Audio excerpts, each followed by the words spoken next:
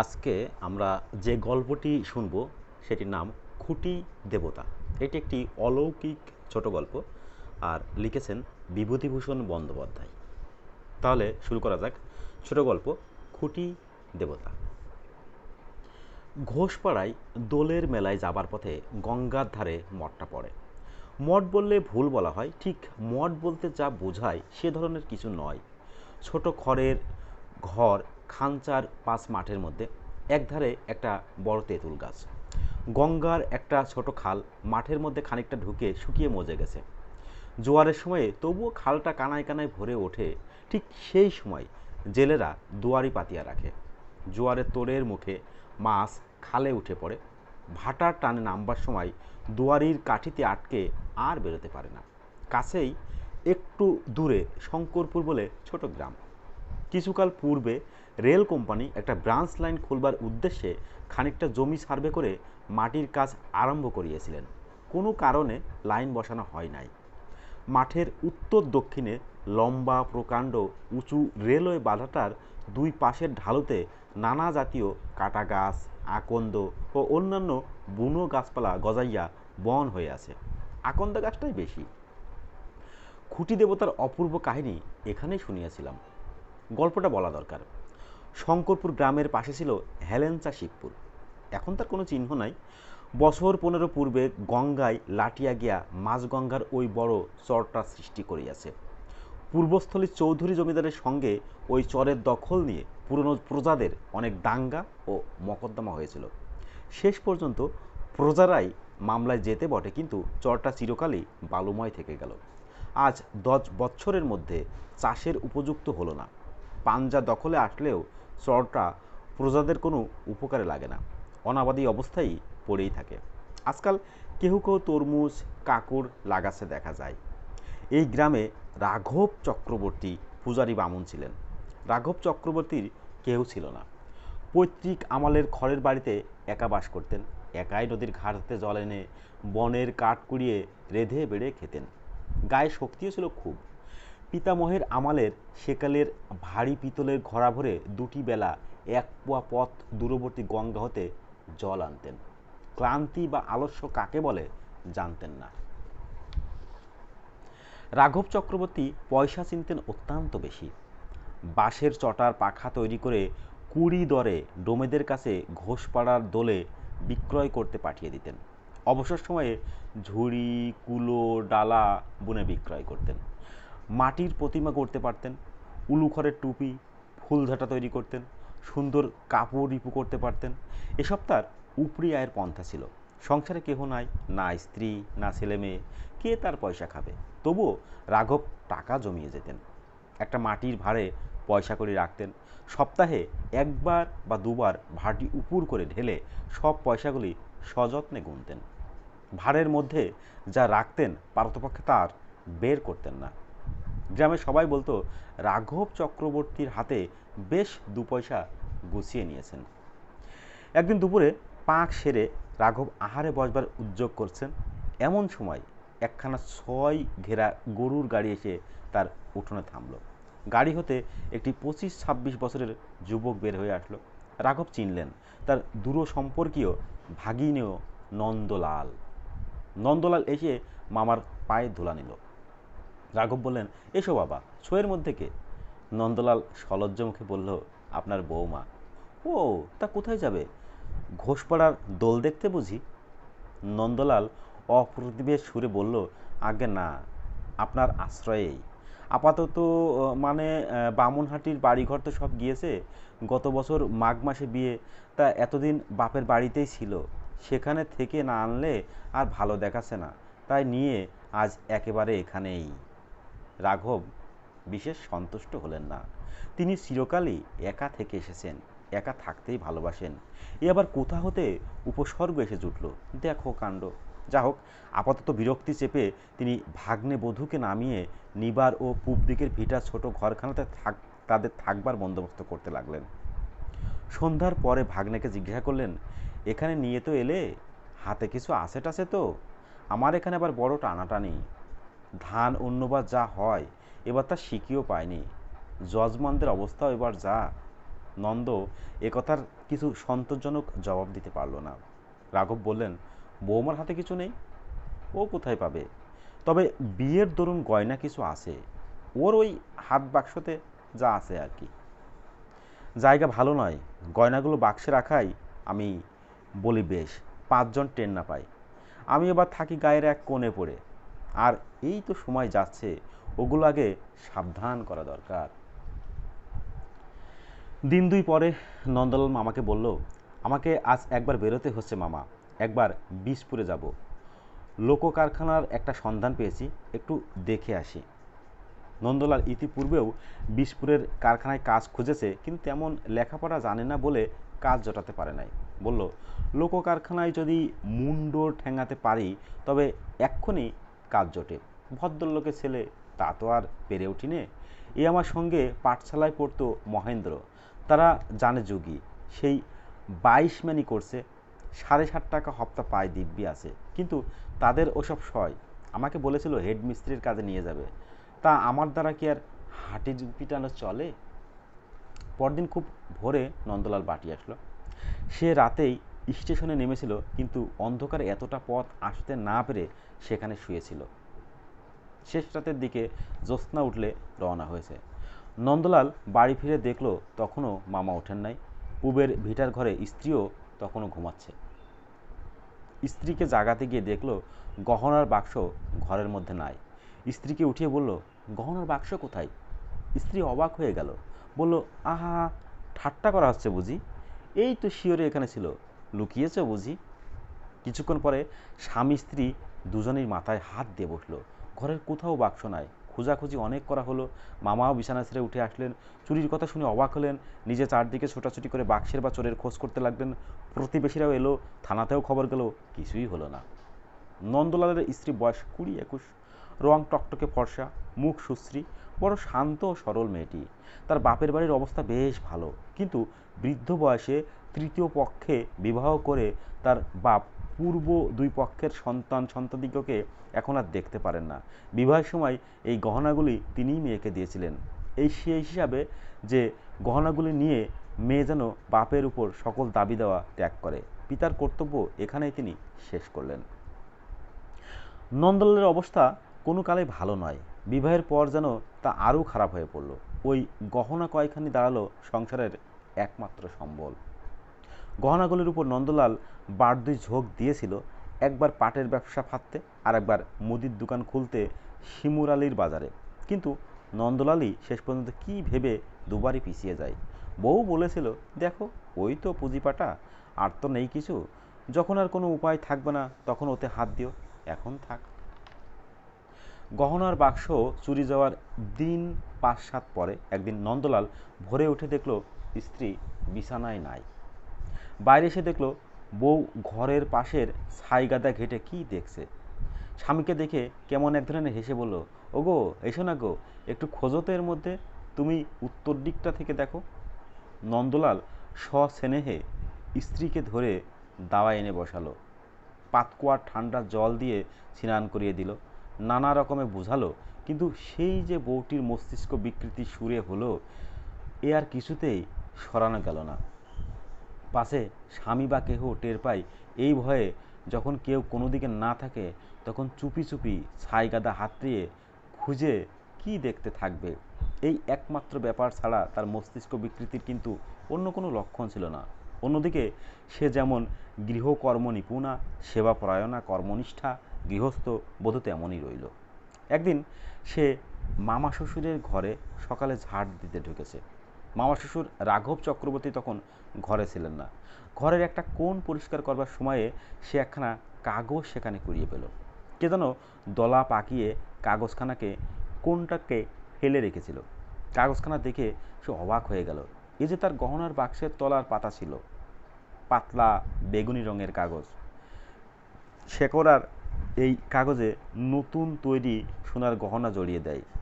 এ কাগজখানাও সেইভাবে পাওয়া। শেকড়ার দোকান হতে এসেছিল, সেই হতে তার গহনার বাক্সের তলায় পাতা থাকতো সেই কোণ ছেঁড়া বেগুনি রঙের পাতলা কাগজখানি। বউটি কাউকেও কিছু বলল না, স্বামীকেও না। মনের সন্দেহ মুখে কারো কাছে প্রকাশ করতে পারল না, কিন্তু ভেবে ভেবে শেষে তার খুব অসুখ হলো। জ্বর অবস্থায় নির্জন ঘরে একা বিছানায় শুয়ে তক্তপোশের একটা বাঁশের খুঁটিকে সম্বোধন করে সে করজোরে বারবার বলতো, ওগো খুঁটি, আমি তোমার কাছে দরখাস্ত করছি, তুমি এর একটা উপায় করে দাও, পায়ে পড়ি তোমার, একটা উপায় তোমার করতেই হবে, আর কাউকে বলতে পারি নে, তোমাকেই বলছি। বাঁশের খুঁটিটা ছাড়া তার প্রাণের এই আগ্রহ ভরা কাতর আকুতি আর কেউ শুনত না।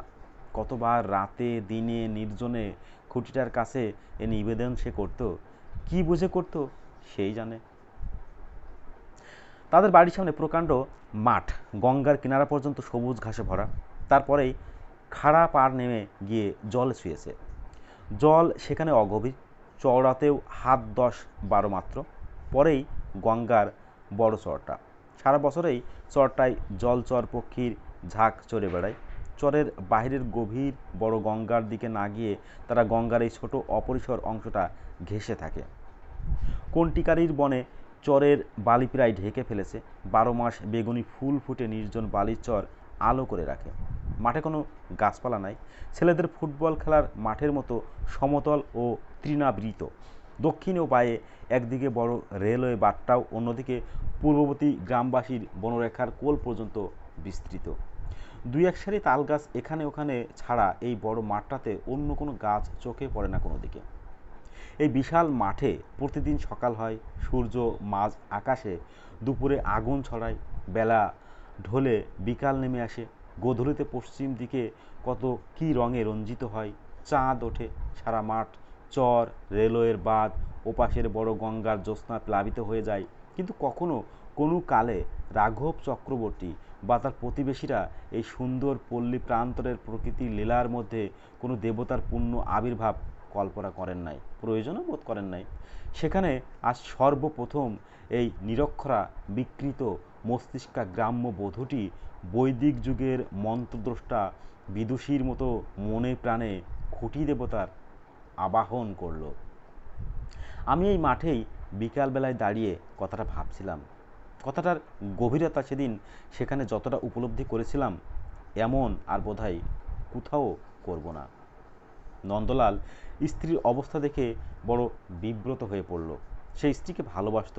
নানা রকম ঔষধ, জড়িবুটি, শিকড় বাকড় এনে স্ত্রীকে ব্যবহার করলো। তিরলের পাগলি, কালির বালা পড়ালো, যে যা বলে তাই করতে লাগলো, কিন্তু কিছুতেই কিছু হয় না। একটা সুফল দেখে সে খুশি হলো যে আজকাল স্ত্রী সকালে উঠে ছাই গাদা হাতড়াতে বসে না। তবুও সংসারের কাজকর্মগুলি কেমন অন্যমনস্কভাবে করে। হয়তোবা তরকারি পুড়িয়ে ধরিয়ে ফেলে, নয়তো ডালে খানিকটা বেশি নুন দেয়, ভালো করে কথা বলে না। এ হলো তার বিরুদ্ধে প্রধান অভিযোগ। মাস 2 কেটে গেল। শ্রাবণ মাস।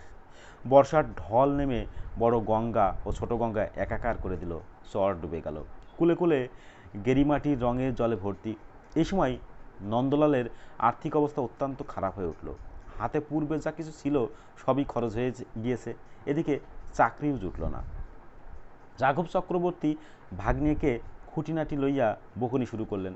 ভাগ্নেকে ডেকে বললেন, কোনো কিছু একটা দেখে নিতে তো পারলে না? তা দিন কতক এখন না হয় বৌমাকে বাপের বাড়ি রেখে তুমি কলকাতার দিকে গিয়ে কাজকর্মের ভালো করে চেষ্টা করো, নইলে আমি আর কি করে চালাই, এই তো দেখছো অবস্থা, ইত্যাদি। নন্দলাল পড়ে গেল মহাবিপদে। না আছে চাকরি, না আছে কোনো সম্বল। ওদিকে অসুস্থ তরুণী বধূ ঘরে। বিসপুরের কারখানায় কয়েকবার যাতায়াতের ফলে একজন রঙের মিস্ত্রির সঙ্গে বন্ধুত্ব হয়ে গিয়েছিল। তাকে বলে বলে কয়ে তার বাসায় বউকে নিয়ে যে আপাতত তুলল। 2টি মাত্র ঘর। একখানা ঘরে মিস্ত্রি একলা থাকে, অন্য ঘরখানি নন্দলালকে ছেড়ে দিল। মিস্ত্রি গাড়িতে অক্ষর লেখে। সে চেষ্টা করে সাহেবকে ধরে নন্দলালের জন্য একটা ঠিকা কাজ ঠিক করে দিল। একটা বড় লম্বা রেক, আগাগোড়া পুরনো রং উঠিয়ে নতুন রং করা হবে। নন্দলাল জমির রং করবার জন্য 1 মাসের চুক্তিতে নিযুক্ত হলো। রাঘব চক্রবর্তী কিছুকালের জন্য হাঁপ ছেড়ে বাঁচলেন।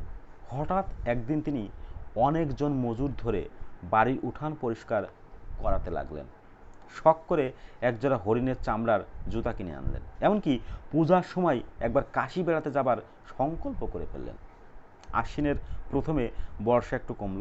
রাঘব চক্রবর্তী বাড়ির চারধারে পাঁচিল গাঁথবার মিস্ত্রি খাটাতেছিলেন। সারাদিন পরিশ্রমের পর গঙ্গায় গা ধুয়ে এসে সন্ধ্যার পরে তিনি শুয়ে পড়লেন। অত পরিশ্রম করবার পর তিনি শুইলেন বটে, কিন্তু তার ঘুম আদেও আসলো না। ঘুমাবার বৃথা চেষ্টায় সারা রাত ছটফট করে শেষ রাতে উঠে তামাক খেতে বসলেন। দিনমানেও দুপুরে ঘুমাবার চেষ্টা করলেন, কিছুতেই ঘুম হলো না। সারাদিনের মজুর খাটাবার পরিশ্রমের ফলে শরীর যা গরম হয়েছে, সেদিনও যখন রাতে ঘুমোতে এলেন তখন পাঁচিল গাঁথার জনমজুরকে বলে দিলেন, এখন দিন দুই কাজ বন্ধ থাকুক। পরদিন রাতে সামান্য কিছু আহার করে ঠান্ডা জল মাথায় দিয়ে ও হাত মুখ দিয়ে সকাল সকাল শুয়ে পড়লেন। প্রথমটা ঘুম না আসাতে ভাবলেন ঘুমের সময় এখনও ঠিক হয় নাই কিনা, তাই ঘুম আসছে না। এপাশ ওপাশ করতে লাগলেন। 10টা, 11টা, 12টা। রাঘব প্রাণপণে চক্ষু বুজে রইলেন। নানাভাবে ঘুরে ফিরে শুয়ে দেখলেন ঘুম এখনও আসে না কেন। আরও ঘন্টা দুই কেটে গেল, ঘুমের চিহ্নও নাই। চার ঢলে পড়ল। জানালা দিয়ে যে বাতাস বইছে তা আগের অপেক্ষা ঠান্ডা।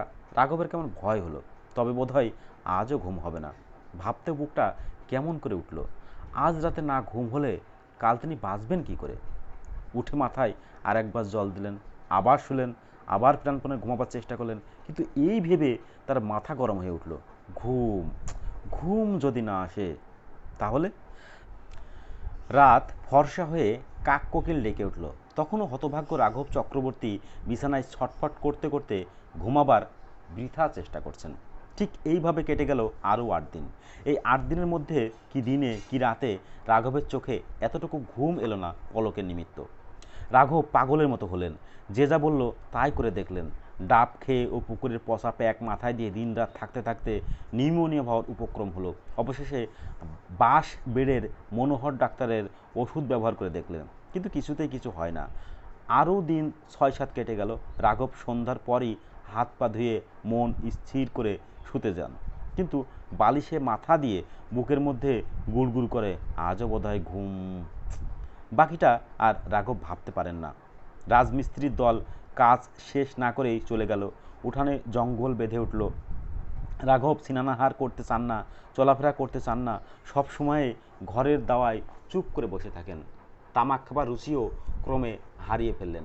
লোকজনের সঙ্গে ভালো করে কথাবার্তা বলতে ভালোবাসেন না। পয়সার ভার উপুর করে গুনে দেখবার স্পৃহাও চলে গেল। চিকিৎসা তখনও চলছিল। গ্রামের বৃদ্ধ শিব কবিরাজ বললেন, তোমার রোগটা হয়েছে মানসিক, ঘুম হবে না এ কথা ভাবো কেন শোবার আগে। খুব সাহস করবে, মনে মনে জোর করে ভাববে আজ ঘুম হবে, নিশ্চয়ই হবে, আজ ঠিক ঘুমোবো, এরকম করে দেখো দেখি। আর সকাল সকাল শুতে যেও না, যে সময় যেতে সেই সময়ই যাবে। কবিরাজের পরামর্শ মতো রাঘব সন্ধ্যার পর পুরনো দিনের মতো রন্ধন করে আহার করলেন। দাওয়ায় বসে গুনগুন করে গানও গাইলেন।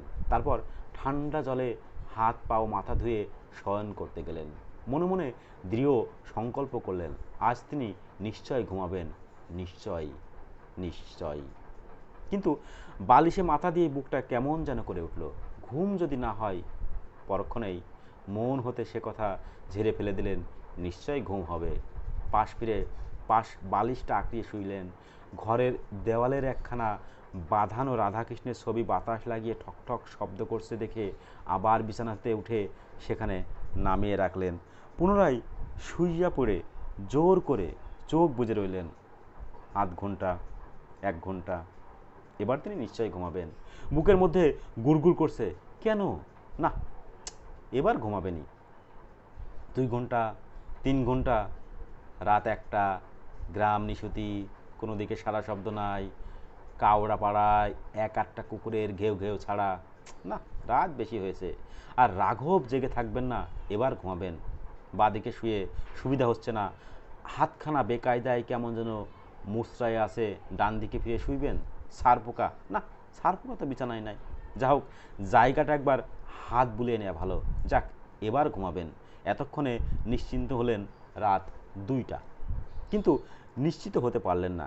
একটা হাত কি মেলা কোথায় যেন বসেছে। রাঘব দাঁড়িয়ে দাঁড়িয়ে দেখছেন সব লোক চলে গেল, তবুও 2-10 জন এখনও হাটচালিতে ভিড় করে দাঁড়িয়ে শুটকি চিংড়ি মাছের দর কষাকষি করছে। এরা বিদায় হলেই রাঘব নিশ্চিন্ত মনে ঘুমাবেন। একটা লোক চলে গেল, 2টা 3টা, এখনও 7 লোক বাকি। রাঘব তাদের নিকট গিয়ে চলে যাবার অনুরোধ করেছেন, অনুনয় বিনয় করছেন, হাত জোর করছেন, তিনিও একটু এবার ঘুমাবেন, দুহায় তাদের, তারা চলে যাক। এখনও 3 বাকি।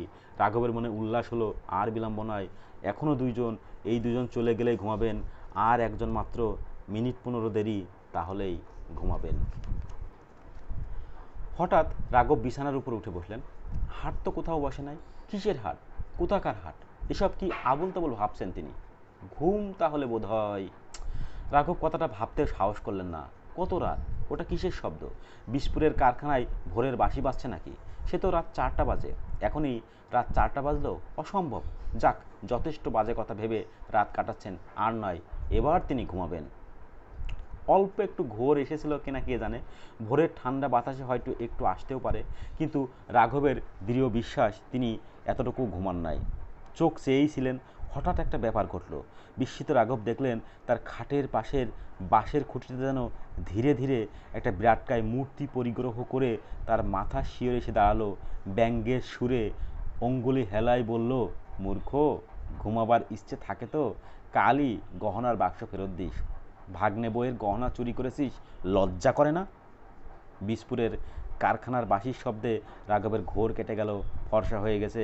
রাঘবের বুক ধরফর করছে, চোখ জ্বালা করছে, মাথা যেন বোঝা, শরীর ভেঙে পড়ছে। না, তিনি একটু ঘুমান নাই, এতটুকু না, বাঁশের খুঁটি টুটি কিছু না, ওসব মাথা গরমের দরুন। কিন্তু ঠিক একই স্বপ্ন রাঘব পরপর 2 দিনই দেখলেন।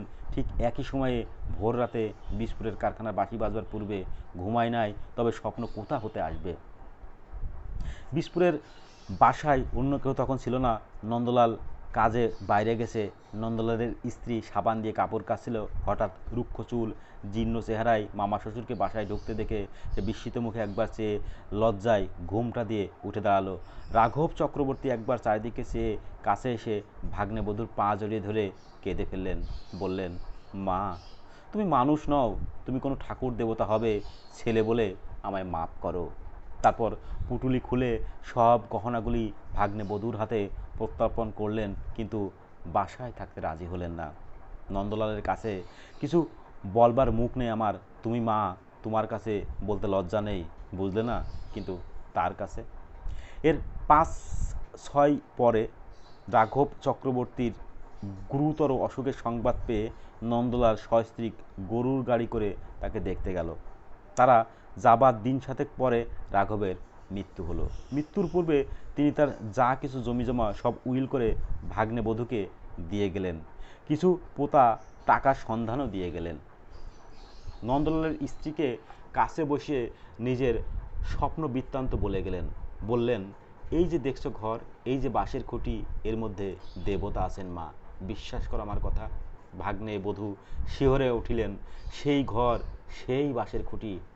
রাঘবের মৃত্যুর পরে 16-17 বছর নন্দলাল মামার ভিটাতে সংসার পেতে বাস করেছিল।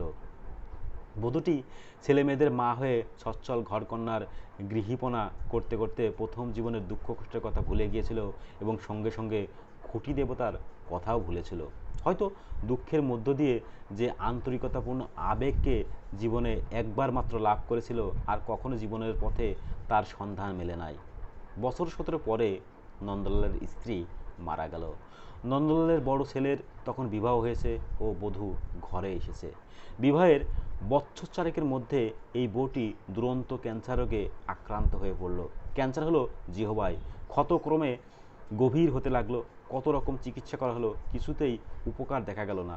সে শুয়ে শুয়ে যন্ত্রণায় ছটফট করত, ইদানিং কথা পর্যন্ত বলতে পারত না।